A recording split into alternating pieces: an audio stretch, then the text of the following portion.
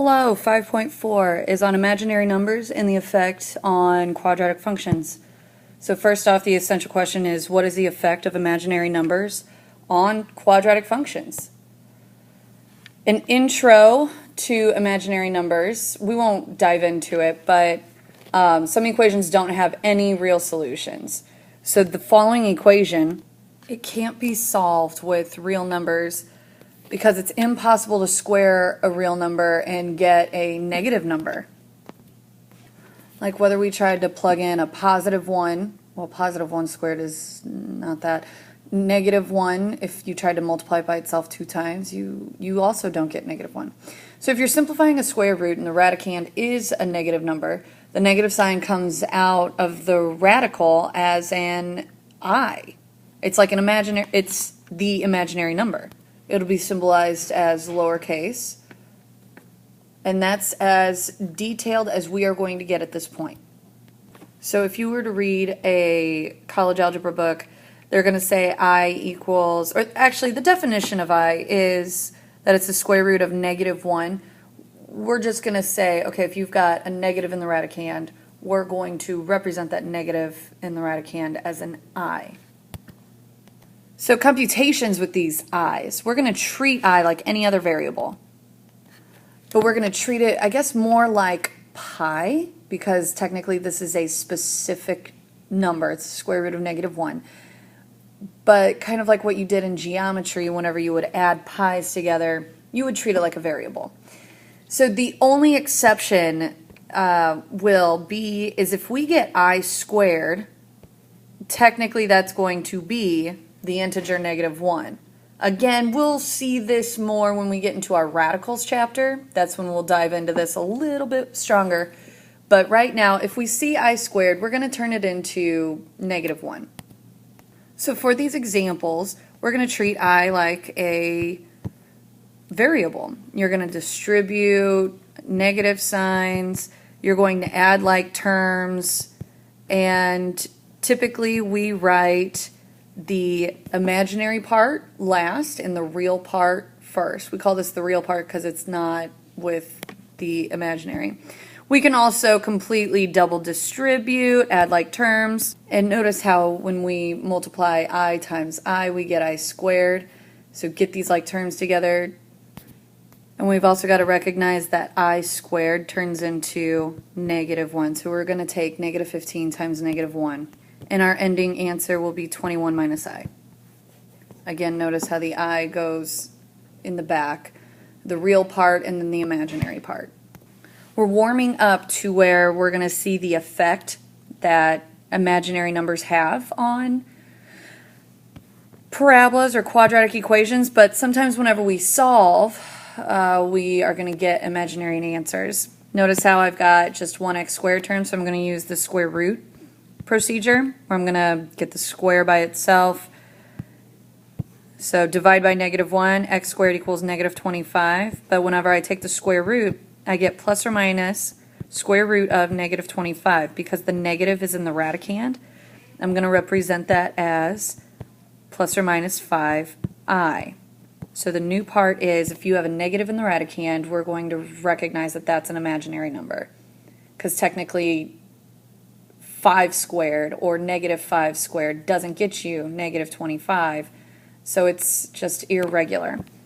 Alright, in the next one we're going to get everything to the left side. I see x squared terms and x terms, so we're either going to factor or quadratic formula. Because I can't think of anything that multiplies to 7 and adds to 1, I'm going to use quadratic formula. Note that, okay, if I don't see a coefficient in front of these terms, that's assumed as a 1. So opposite of b, it's negative 1. Plus or minus square root of b squared minus 4ac all over 2a. And we simplify. After I simplify the radicand, I still notice that we've got a negative. So because we have a negative radicand, I'm going to write this as an imaginary number. And also I need to recognize that 27 has a perfect square within it. So final answer is negative 1 plus or minus 3i root 3 all over 2.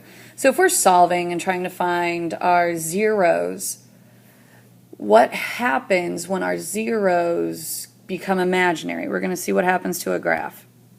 So here, if we were to graph this following function, and if I'm trying to use x-intercepts, notice what happens. Plug a 0 in for y, solve the equation, and we notice that, wait a second, we're going to have the plus or minus square root of -4. So the x-intercepts are supposed to be plus or minus 2i. The bad thing is we can't graph it on a coordinate plane that's only regular integers. So instead, let's do it by something else. Technically, this is in vertex form. So if you don't see an h and you don't have an x term, technically that could be x minus 0 squared plus 4. So our vertex is actually going to be 0, 4. If I were to graph that, and then find some more points by using a t-chart. We're going to plot these points and their reflections, and then connect our parabola. Notice how, when we first started, we had to use x-intercepts and we weren't able to plot them. Notice on this x-axis, we're not even crossing it. So when we get imaginary numbers trying to find these zeros, then that means there are no zeros on this axis. So graphing by x-intercepts only works if you can find real solutions.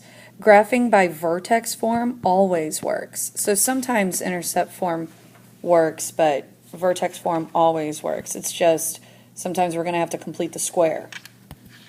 So let's just practice. Let's find the zeros and then try to figure out if we have real zeros or not. Can we find the vertex or not? Because I only have an x squared, I'm going to use the square root method. I do get real answers. So that means in between these is the vertex. If I took the average between the two, they would be actually symmetrical across. So I'm going to find the vertex by using the x-coordinate 0. So plug a 0 into the original and we get the y-coordinate of -36. So vertex is 0, -36. Moving on. In this next problem, I only have an x squared, so again I'm going to use the square root method. Here I get imaginary answers. So because I get imaginary answers, I cannot find the vertex. These are not plottable. In this next example, we do it again because I have an x squared and an x term. I mean, they're going to try to factor or quadratic formula. And because 2 times negative, so because I multiplied a -6, add a -1, I can find those numbers. I do get real zeros. I get 3 halves and -1. So here's my x-intercepts. I can find the vertex, taking the average of the two. The x-coordinate will be right in between them. So the vertex x-coordinate is going to be a 4th. I'm going to plug that in. And we get -25/8 for our y-coordinate. Doing the same process, can we multiply, add? So the only way I can get a +3 is multiplying 3 and 1, or -3 and -1, but neither of those get a -2, quadratic formula. So I had a negative radicand and a perfect square of 4 and 8. So we can reduce this final answer. We can reduce all those coefficients by 2, and we're left with 1 plus or minus I root 2, but that means these are not plottable. I cannot find the vertex. Homework tonight is 18, 24, 38, 42, and 52. Bye-bye.